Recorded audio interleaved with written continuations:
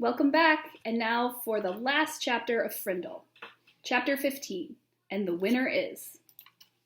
10 years later, Nick Allen was a junior in college, and during November of his junior year, two important things happened. First, Nick turned 21 years old, and the Frindle Trust Fund set up by his father became legally Nick's. Nick was rich. Nick was very rich. Nick was so rich he couldn't even begin to imagine how rich he really was. Nick wanted to give his parents some of the money, which they said they did not need and would not accept.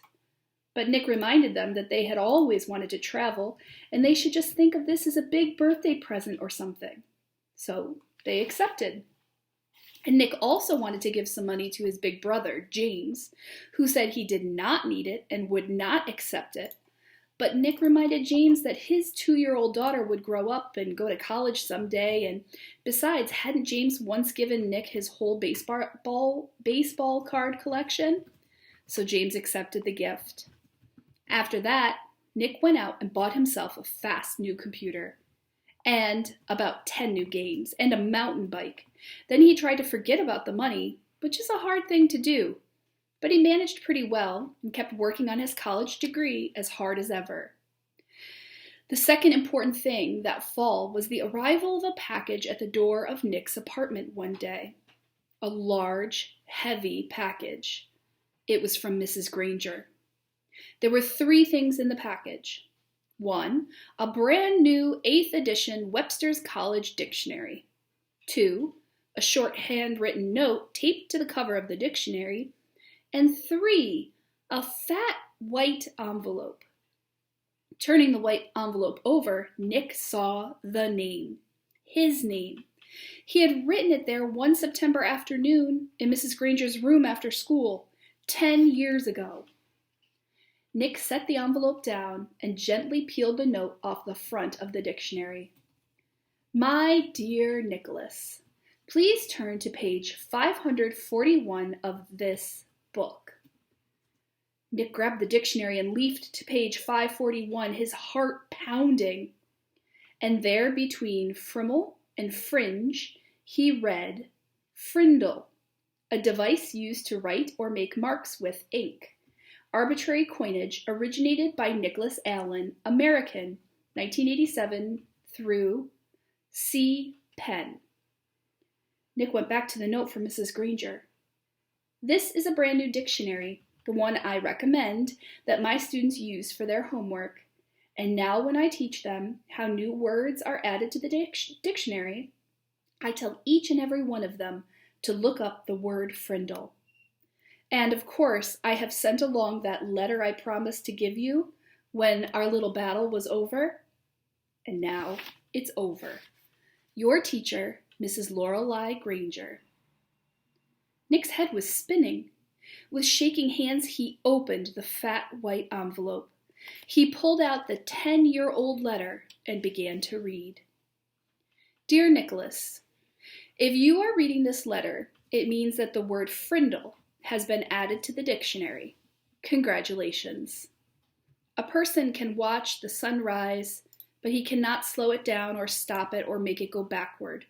And that is what I was trying to do with your word. At first I was angry. I admit that.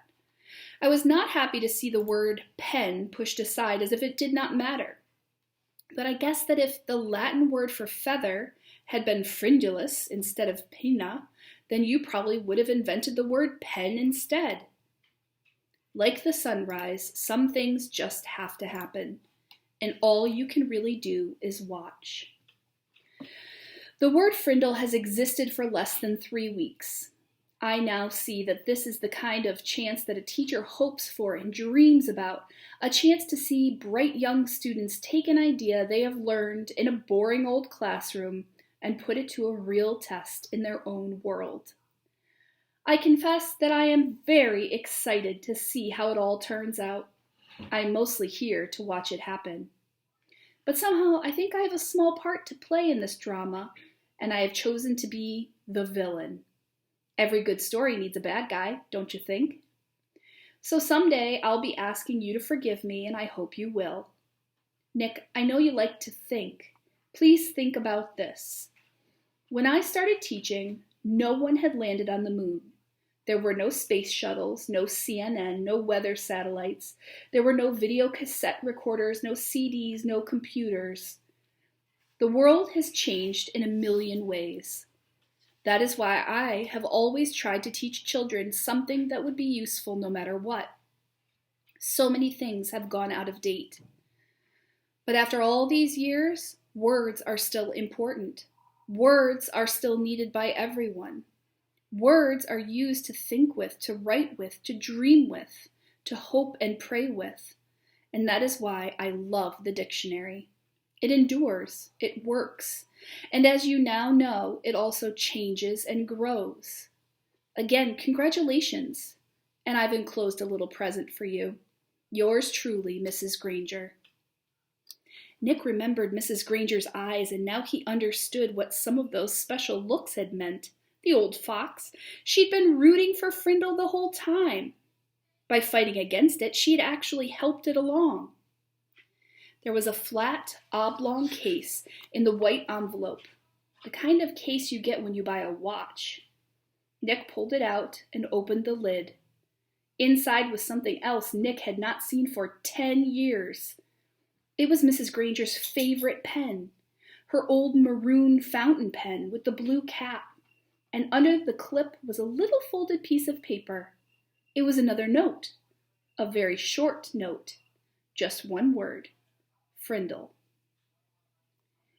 About a month later, something happened over in the old part of Westfield, over where the trees are huge and the houses are small.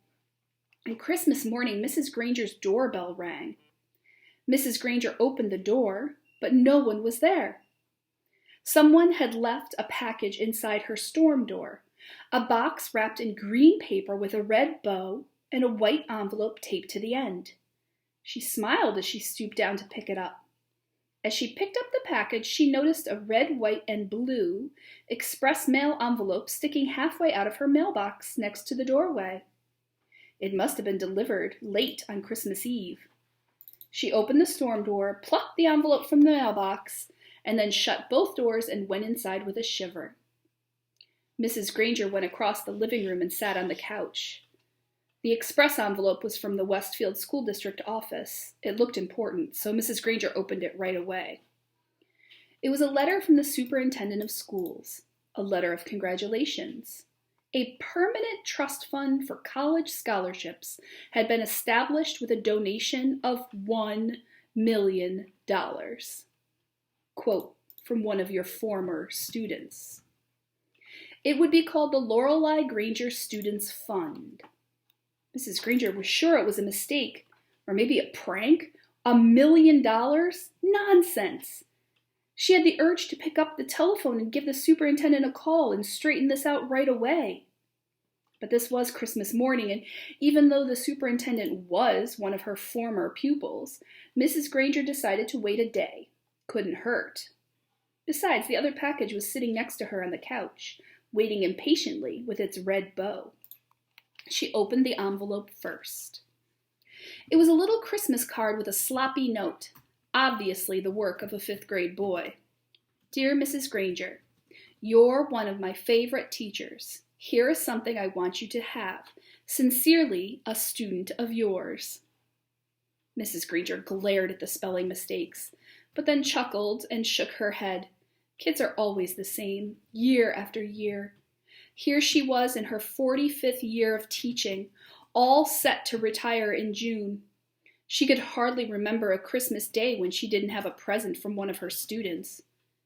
Mrs. Granger pulled off the red ribbon and tore off the paper and lifted the lid of the box.